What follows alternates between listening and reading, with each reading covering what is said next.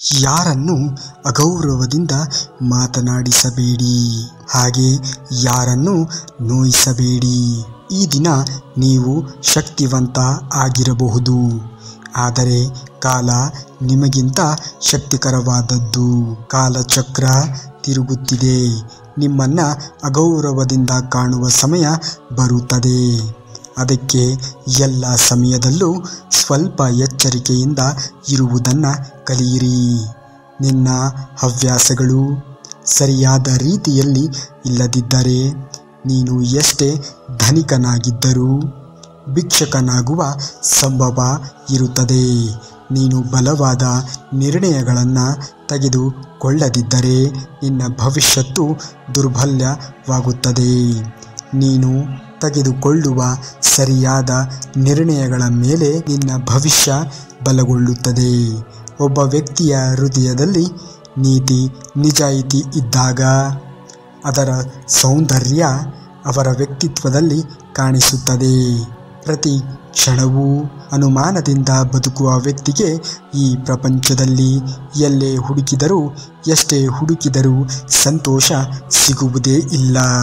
ನೀವು ಕೋಪದಲ್ಲಿ ಇದ್ದಾಗ ಹೆಚ್ಚಾಗಿ ಮೌನವನ್ನೇ ಆಚರಿಸಿ, ಏಕೆಂದರೆ ಕೋಪದಲ್ಲಿ ಇದ್ದಾಗ ನಿಮ್ಮ ಬಾಯಿಯಿಂದ ಬರುವ ಮಾತುಗಳು ಅಲ್ಲ, ಇತರರಿಗೆ ನೋವುಂಟು ಮಾಡುವ ಆಯುಧಗಳು. ಎಚ್ಚರದಲ್ಲಿ ಇರುವುದಿಲ್ಲ, ಏನು ಮಾತನಾಡುತ್ತಿರುವೆ ಎಂಬ ಅರಿವು ಇರುವುದಿಲ್ಲ. ಮೌನವು ಸ್ವಲ್ಪ ಜಾಗೃತೆಯನ್ನು ಮೂಡಿಸುತ್ತದೆ. ಯಾವುದೇ ವ್ಯಕ್ತಿಯಾಗಲಿ ಸಂಸ್ಕಾರ ಅನ್ನುವುದು ಹುಟ್ಟುತ್ತಲೇ ಬರುವುದಿಲ್ಲ. ತಂದೆ ತಾಯಿಯರ ಪೋಷಣೆ, ಗುರುಗಳ ಬೋಧನೆ ಮತ್ತು ಸಮಾಜದ ವ್ಯವಸ್ಥೆಯ ಆಧಾರದ ಮೇಲೆ ಸಂಸ್ಕಾರ ಅಭ್ಯಾಸವಾಗುತ್ತದೆ. ಅರ್ಥ ಮಾಡಿಕೊಂಡು ಬಾಂಧವ್ಯ ಇರುವವರೆಗೂ ಎಷ್ಟೇ ಸಂಪತ್ತು ಇದ್ದರೂ ವ್ಯರ್ಥವೇ. ಅದು ಸ್ನೇಹವೇ ಇರಲಿ, ಪ್ರೇಮವೇ ಇರಲಿ ಅಥವಾ ಪತಿ ಪತ್ನಿ ಸಂಬಂಧವೇ ಇರಲಿ, ಸಂಬಂಧಗಳಲ್ಲಿ ಅರ್ಥ ಮಾಡಿಕೊಳ್ಳುವ ಮನಸ್ಸು ತುಂಬಾನೇ ಮುಖ್ಯ. ನಮಗೆ ಪುಸ್ತಕಗಳು ಜ್ಞಾನವನ್ನು ಮಾತ್ರವೇ ಕೊಡುತ್ತವೆ.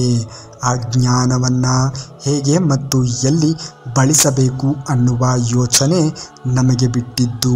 ನಿಮ್ಮ ಗುಂಡಿಗೆ ಧೈರ್ಯ ನಿಮ್ಮ ಕಷ್ಟವನ್ನು ಸಹ ಭಯಪಡಿಸುವ ಹಾಗೆ ಇರಬೇಕು.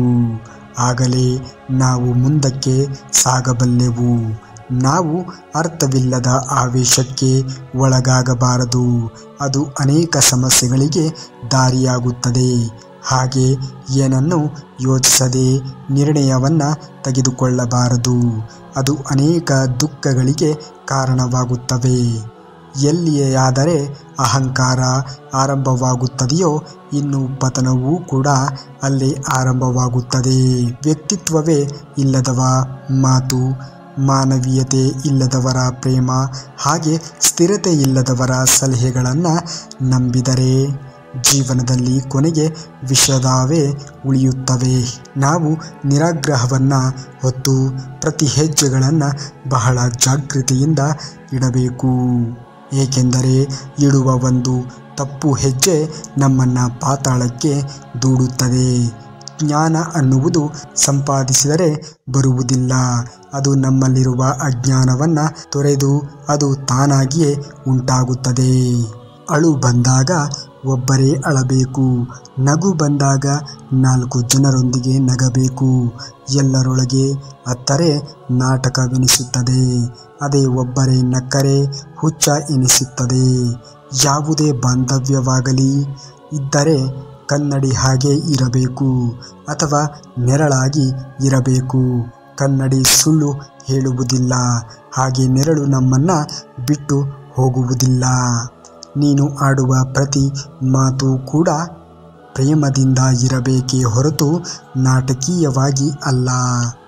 ವೈಯಕ್ತಿಕವಾಗಿ ಎಷ್ಟೇ ಕಷ್ಟಗಳು ಇದ್ದರೂ ಕೂಡ ಸಮಯ ಬಂದಾಗ ಇತರರ ಸಹಾಯಕ್ಕಾಗಿ ಧಾವಿಸುವವನೇ ನಿಜವಾದ ಶಕ್ತಿವಂತ. ನಾವು ಕಷ್ಟಪಡದೆ ಕೇವಲ ಅದೃಷ್ಟದ ಮೇಲೆ ಆಧಾರಪಟ್ಟರೆ 100 ಜನ್ಮ ಇದ್ದರೆ ಏನಂತೆ ಯಶಸ್ಸು ಸಿಗುವುದಿಲ್ಲ.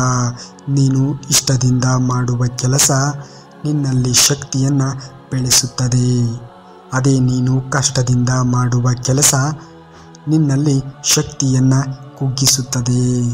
ಮಾಡುವ ಯಾವುದೇ ಕೆಲಸವನ್ನು ಇಷ್ಟದಿಂದ ಮಾಡಲು ಪ್ರಯತ್ನಿಸಿ. ಪ್ರತಿ ಕಷ್ಟದ ಹಿಂದೆ ಒಂದು ಅವಕಾಶ, ಪ್ರತಿ ಸಮಸ್ಯೆಯ ಹಿಂದೆ ಒಂದು ಪರಿಹಾರ, ಹಾಗೆ ಪ್ರತಿ ದುಃಖದ ಹಿಂದೆ ಒಂದು ಸುಖ ಯಾವಾಗಲೂ ಇದ್ದೇ ಇರುತ್ತದೆ. ಚಿಂತಿಸಬೇಡಿ.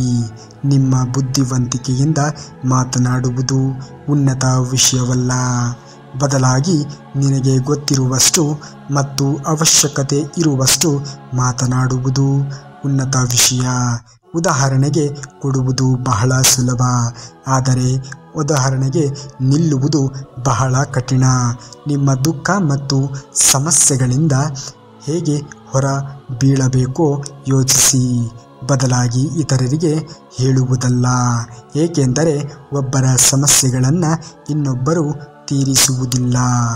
ನಿಮ್ಮ ಆನಂದವನ್ನು ಹಂಚಿಕೊಳ್ಳುವುದಕ್ಕಿಂತ ನಿಮ್ಮ ದುಃಖವನ್ನು ಹಂಚಿಕೊಳ್ಳುವವರಿಗೆ ಹೆಚ್ಚು ಬೆಲೆ ಕೊಡಿ. ಹಣದಿಂದ ಮಾಡುವುದು ಮಾತ್ರವೇ ಸಹಾಯವಲ್ಲ, ಒಳ್ಳೆಯ ಮನಸ್ಸಿನಿಂದ ಆಡುವ 4 ಒಳ್ಳೆಯ ಮಾತುಗಳು ಕೂಡ ಒಬ್ಬರ ಜೀವನದಲ್ಲಿ ಬೆಳಕನ್ನು ಮೂಡಿಸುತ್ತದೆ. ನಿನಗೆ ಎಂತಹದ್ದೇ ಪರಿಸ್ಥಿತಿ ಎದುರಾದರೂ ನಿನಗೆ ಬರುವ ಕಷ್ಟ ಮತ್ತು ಸಮಸ್ಯೆ ನೀನೇ ಪರಿಹರಿಸಿಕೊಳ್ಳಬೇಕು.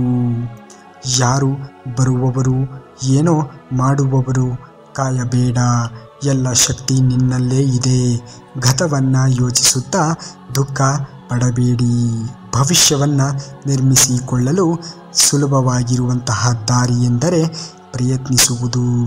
ನಾನು ಅನ್ನುವ ಆತ್ಮಾಭಿಮಾನ ಒಬ್ಬ ಮನುಷ್ಯನನ್ನು ಎಷ್ಟೇ ಎತ್ತರಕ್ಕೆ ಕೊಂಡೊಯ್ಯುತ್ತದೆಯೋ, ನಾನೇ ಅನ್ನುವ ಅಹಂಕಾರ ಆ ಮನುಷ್ಯನನ್ನು ಅಷ್ಟೇ ಕೆಳಗೆ ಬೀಳಿಸುತ್ತವೆ. 100 ಸುಳ್ಳು ಹೇಳಿ ನಂಬಿಸುವ ಪ್ರಯತ್ನ ಮಾಡುವುದಕ್ಕಿಂತ ಒಂದು ನಿಜ ಹೇಳಿ ಕ್ಷಮಿಸು ಅಂತ ಕೇಳುವುದು ತುಂಬ ಉತ್ತಮವಾಗಿರುವುದು. ಧೈರ್ಯದಿಂದ ಇರಿ, ಶಾಂತಿಯಿಂದ ಇರಿ, ಸಮಾಧಾನದಿಂದ ಇರಿ. ಖಂಡಿತವಾಗಿಯೂ ಕೂಡ ನಿಮಗೆಲ್ಲರಿಗೂ ಒಳ್ಳೆಯದೇ ಆಗುತ್ತದೆ.